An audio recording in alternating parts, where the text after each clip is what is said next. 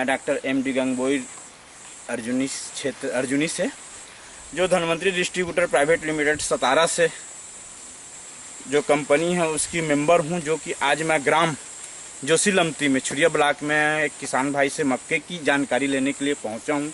तो चलते हैं अपन किसान भाई के पास। नमस्कार सर जी। नमस्कार। आपका नाम क्या है?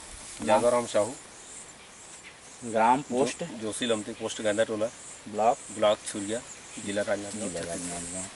तो सर जी, आप मक्के की खेती लगाए हैं। जी सर। तो मक्के की खेती ये पहली बार कर रहे हैं कि और इसके पहले किए हुए हैं?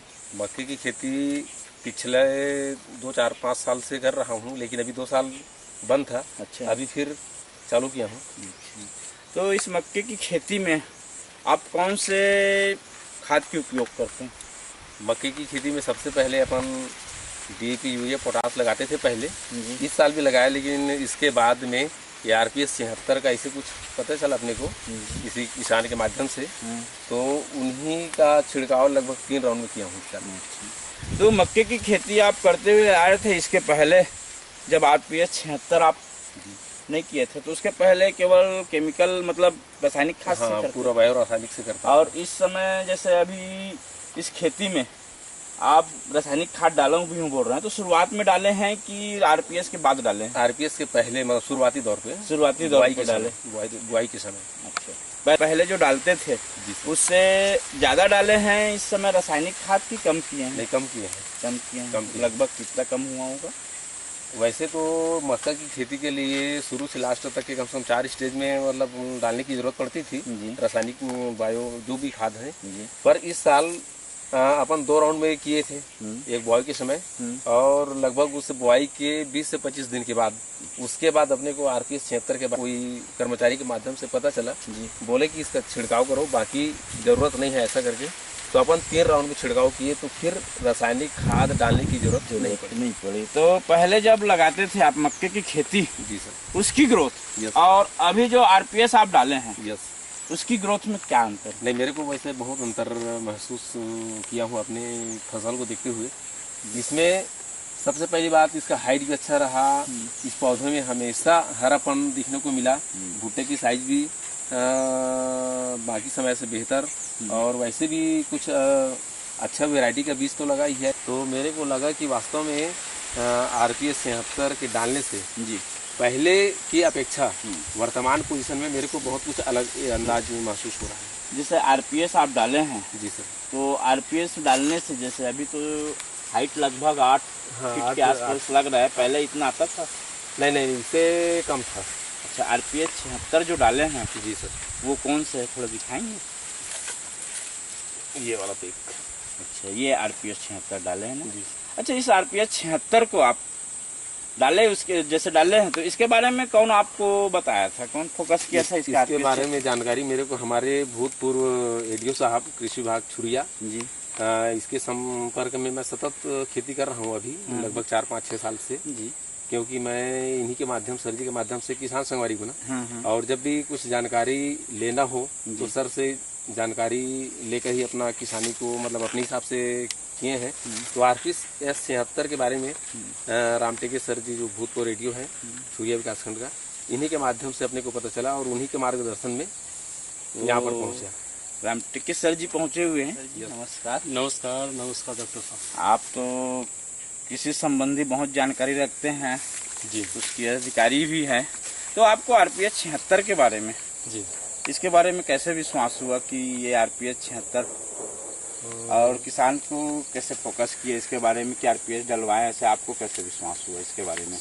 सबसे पहले सॉइल लिखा है, माने जमीन के लिए है, उत्पादन के लिए है, प्लस पर्यावरण को सुधारने के लिए है। तो इसमें जो लियोना जो एक लिक्विड है, इसके बारे में मुझको नेट के माध्यम से जानकारी मिली कि अगर इसको किसान अगर अपने खेत में डालता है तो इसको भरपूर उपज मिलेगी जी, और ये पर्यावरण के लिए सुरक्षित रहेगा। चूंकि खाद्यान्न फसलों में 3-4 फसलें हैं जो मुख्य रूप से मतलब किसानों के बीच में है और जिसका हम लोग रोज ग्रहण करते हैं। पहला है पेडी, दूसरा है गेहूँ, तीसरा है चना और चौथा है वो आपके सामने में जो खड़ा है वो है मक्का।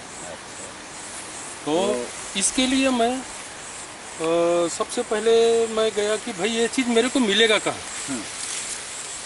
RPS 76 मेरे को मिलेगा कहाँ। तो एक दिन मैं राजनांदगांव गया मानसी एग्रो में, और ये मानसी एग्रो में मिस्टर देव कुमार साहू मिले।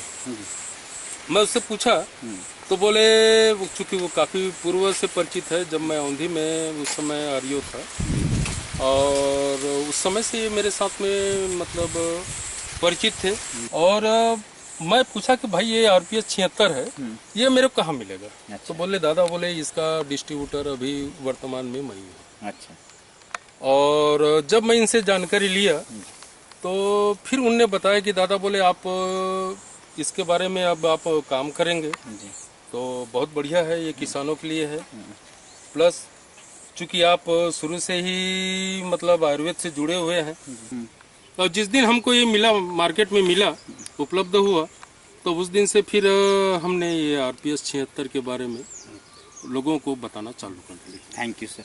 मैं किसान भाई से थोड़ा सा ये चाहता हूँ कि आप किसान भाई को और जो अन्य किसान भाई है जो आज RPS 76 का उपयोग नहीं कर रहे हैं, उसके लिए कुछ संदेश देना चाहेंगे? बिल्कुल, मैं तो ये चाहता हूँ कि मेरा भी एक नज़ारा है दूरदृष्टि कि आज जो हमारे कृषि क्षेत्र में अंधाधुंध कीटनाशक और रसायन का प्रयोग कर रहे हैं लोग, तो ये निश्चित है कि कुछ दिनों के बाद ये अपना ज़मीन टोटल नुकसान रहेगा और ज़मीन की गुणवत्ता है ये सब माइनस की ओर चले जाएगा। तो मैं ये चाहता हूँ कि मैं और शायद हर किसान ये एक जैविक अपनाएं और अपना पैदावार के साथ साथ अपना ज़मीन का भी उत्पादक क्षमता ये बरकरार रहे।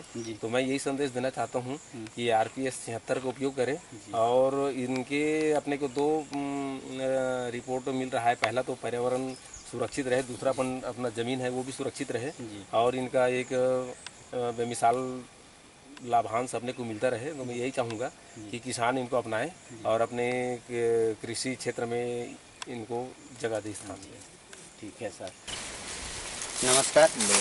आपके क्या नाम साहब? शाम साहब। मोर नाम देव कुमार साहू, पिछले 17 साल से कृषि बिजनेसमैन और कंटिन्यू इस फसल के ऊपर अपन काम कर रहे हैं। जहाँ पर अपन फसल देखने अभी आए हुए हैं, ये हमारा मक्के की फसल है और देख रहे हैं कि हमारे हाइट से कई हाइट बढ़ा हुआ है। ये पहली साल हुआ है साहब? यस। इससे पहले और काफ़ी समय से ले रहे होंगे आप मक्के की खेती, तो इस साल जो आया हुआ है वैसा पहले था क्या? नहीं। तो आप बताएंगे कि इस मक्के की खेती में आपने खाद कौन कौन सा इस्तेमाल किए हैं? खाद तो एरिया, DP, इफको। कितनी मात्रा में? वो थोड़ा थोड़ा डाला हूँ, 2 बार ले, बाकी तो हमने की दवाई डाला। कौन सा? RPS। जी, आपने RPS 76 डाले हुए हैं, तो इसका इस्तेमाल आपने कैसे किए हैं? स्प्रे से। कितने बार स्प्रे किए हैं? 2 बार। कितनी मात्रा में किए हैं? इसको पहले मात्रा में 35 ml, 32 से 35 ml जी, और दूसरा स्प्रे 40 से 45 ml। 2 ही बार स्प्रे हुआ है? ठीक है, बहुत ही बढ़िया है। और 2 बार स्प्रे के हिसाब से तो बहुत अच्छा ग्रोथ है।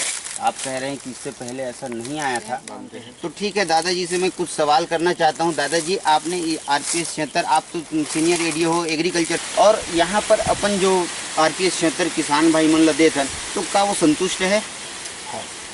संतुष्टि की वजह क्या है? संतुष्टि की वजह यह है कि ऐसा फसल यमन है एक बार नहीं देखी, और एकर डाले से इनकर पहली बात तो यह है खातों के जो समस्या रही से 50% कम हो गए।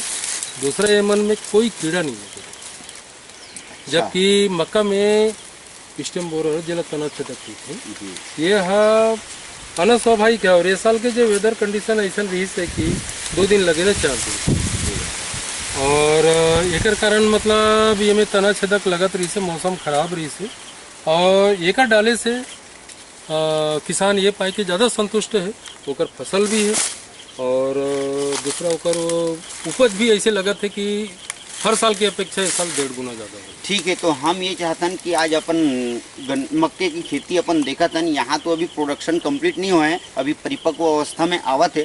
तो जब भी ये किसान भाई हवे जेकर माध्यम से आने वाला समय में आप यूट्यूब के माध्यम से ऑल इंडिया में जाने वाला है आपके वीडियो है, तो वो यूट्यूब के माध्यम से आप मन के मोबाइल नंबर में फ़ोन है तो आप जितना भी उत्पादन आते एक्यूरेट उत्पादन जो पहली लेते रहे और वर्तमान में उत्पादन है वो बराबर बता देना।